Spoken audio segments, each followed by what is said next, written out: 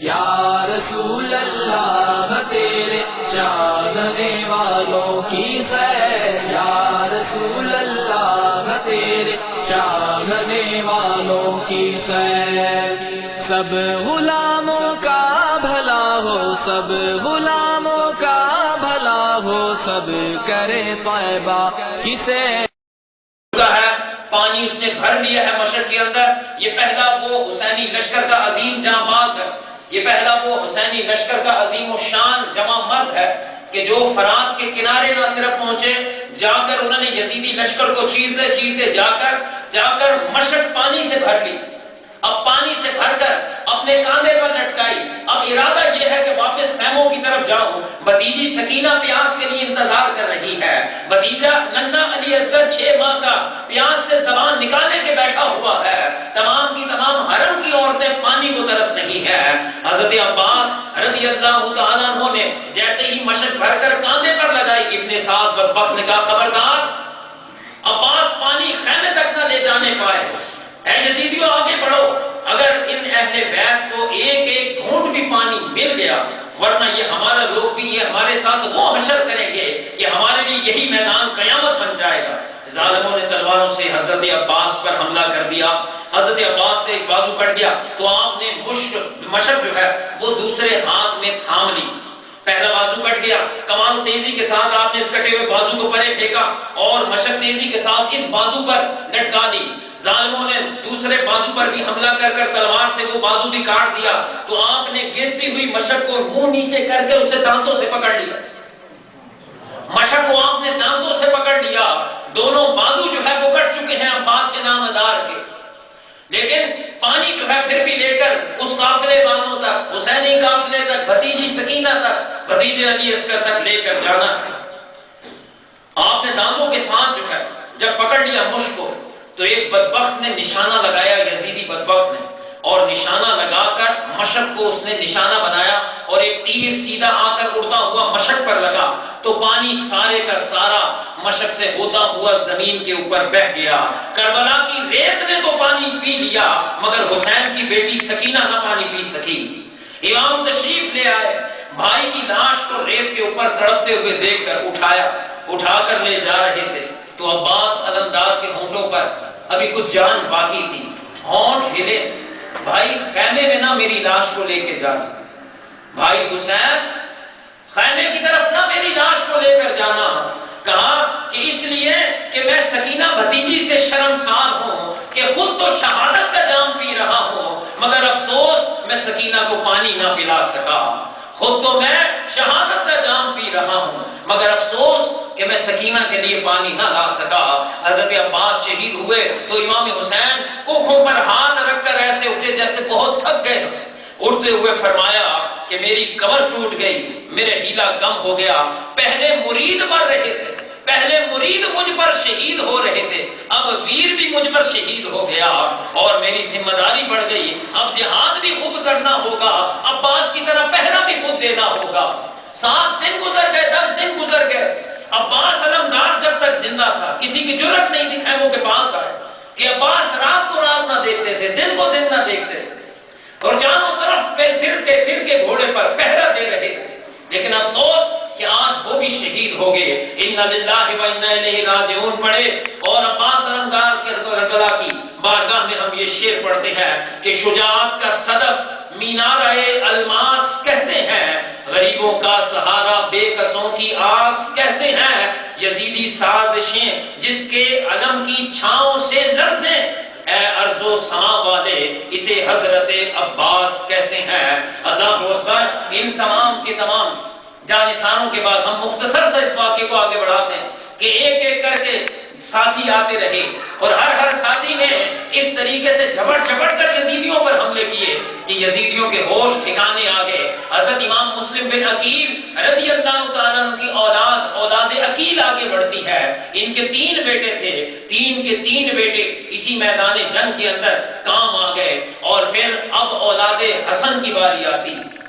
بہت سی اس روایت کے اندر ایک علمی خیانت کی جاتی ہے، صرف حضرت قاسم کا نام لیا جاتا ہے۔ اللہ اکبر، صرف حضرت قاسم بن حسن کا نام واقعہ کربلا میں لیا جاتا ہے، حالانکہ یہ چاروں بھائی وہاں پر موجود تھے۔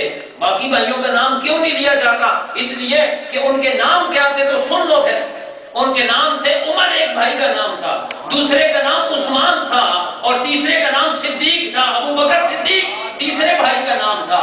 ارے کربلا کی جب روایت بیان کی جاتی ہے صرف قاسم کا نام لیا جاتا ہے، امام قاسم بن حسن کا نام لیا جاتا ہے۔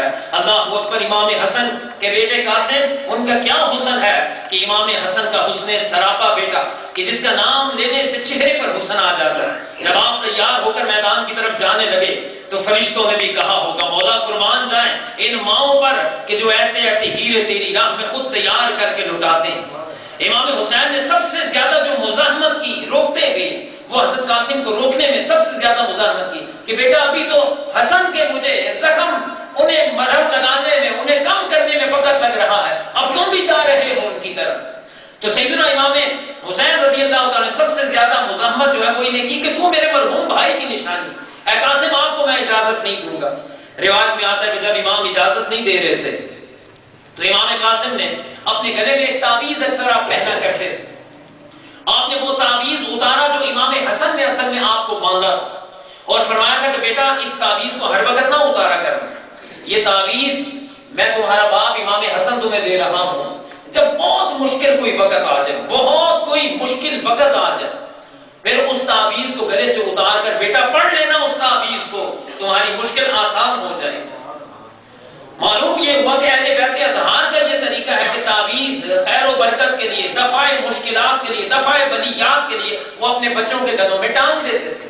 آج ہم یہاں پر واقع کربلا میں امام حسن رضی اللہ عنہ کے شہزادے اور تعویذ کا ذکر ہم پڑھ رہے ہیں، تو امام حسن کے بیٹے حضرت قاسم بن حسن رضی اللہ تعالیٰ آپ جو ہے اپنے گلے میں ایک تعویذ باندھا کرتے تھے، یہ وہ تعویذ ہے جو امام حسن نے باندھا اور فرمایا تھا کہ بیٹا مشکل وقت میں اتار کر پڑھ لینا۔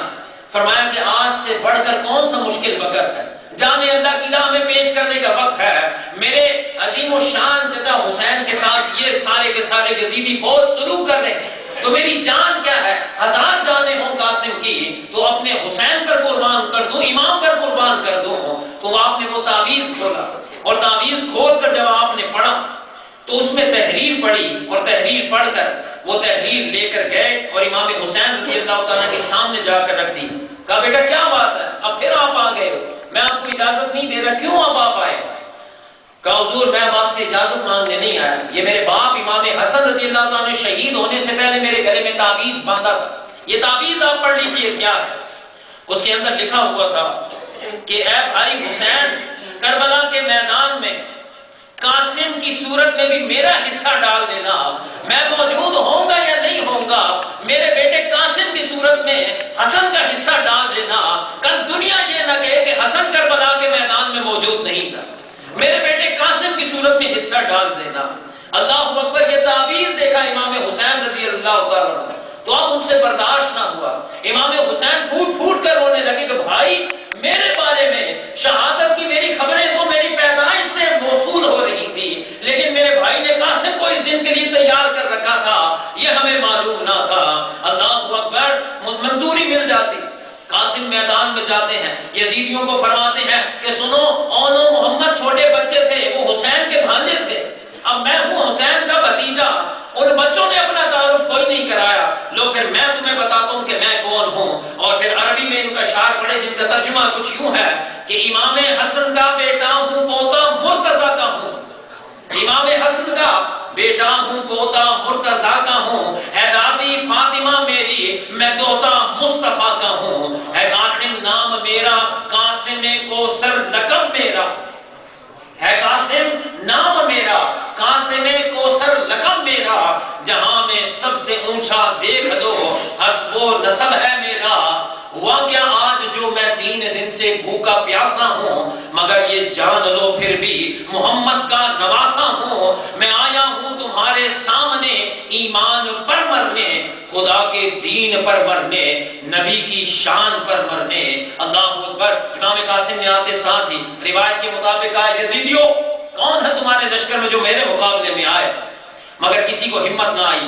آخر ابن سعد جو یزیدیوں کے لشکر کا سرسالار تھا اس نے لشکریوں کو گالیاں بکنا شروع کر دی کہ مقابلے کے لیے کیوں نہیں آتے ہو۔ تب ایک ارزق پہلوان، کوفے کا ایک پہلوان جس کا نام ارزق آتا ہے، جو اس کی فوج کا صفوان کی طرح سب سے بڑا جنگجو تھا، اس نے کہا میں اس لڑکے کے مقابلے میں نہیں جاتا ابن سعد، میں سب سے پہلے اس کے مقابلے میں اپنے بڑے بیٹے کو بھیجوں گا، ایک لڑکا ہے، لڑکے کے مقابلے میں لڑکا ہی بہتر، کوئی بہادر کوئی بڑا جنگجو آتا تو میں جاتا، یہ لڑکوں کی جنگ ہے، لڑکے کو ہی بھیج دیتا ہوں، اپنے بیٹے کو بھیجتا ہے کہ جاؤ اور قاسم کا مقابلہ کرو۔ چنانچہ اس کا بیٹا مقابلے میں آ گیا تو امام قاسم باب مدینہ العلم کے پوتے نے الحرب و خدع کے اسلامی جنگی قانون کے مطابق اس کے بیٹے سے کہا، اتنے بڑے جنگجو باپ کا بیٹا ہو کر بھی تجھے اتنا بھی نہیں پتا کہ تیرے گھوڑے کی زین لٹک رہی ہے؟ اس نے جھک کر نیچے دیکھا ہی تھا کہ قاسم کی تلوار اس پر پڑتی اور اس کا کام کر کے ٹکڑے ٹکڑے اس کی لاش کو کر دیا۔ بظاہر دیکھنے میں یہ کلی معلوم ہوتا ہے، طریقے جنگ دیکھو تو علی معلوم ہوتا ہے۔ پھر ارزق غصے میں بھرپور ہو کر انعام اور ساتھ بیٹے کا انتقام لینے کے لیے آگے بڑھا تو قاسم نے اس پہلوان کو بھی سنبھلنے نہ دیا اور اس کو بھی واصل جہنم کر دیا۔ پھر خود ہی کہیں میمنے کہیں میسرہ پر گھس گھس کر یزیدیوں کو گاجر پھولی کی طرح کاٹنے لگ گئے۔ آخر شیس بن شیخ کے نیزے کے سے آپ زمین پر گرے، مصطفیٰ جھوم گئے، ہر ایک ملک جھوم گیا، اس بہادر کی شجاعت پہ فلک جھوم گیا۔ روایت میں آتا ہے امام قاسم رضی اللہ تعالیٰ عنہ جب زمین پر آ کر گرے اور شہید ہوئے، آپ اتنے قد آور جوان تھے کہ امام حسین رضی اللہ تعالیٰ عنہ نے جب ان کی لاش کو اٹھایا تو ان کا سینہ امام کے سینے کے ساتھ لگا ہوا تھا اور پاؤں زمین پر گھسٹتے ہوئے جا رہے تھے۔ اللہ اکبر۔ امام حسن کی عظیم تر نشانی حضرت قاسم، اس کے علاوہ 3 اور آپ کے بیٹے بھی اسی کربلا کے میدان میں امام علی مقام علیہ السلام اور نانا کی دین پر قربان ہوتے ہیں۔ اب اس کے بعد حضرت علی اکبر رضی اللہ تعالیٰ عنہ کی شہادت کا وقت آ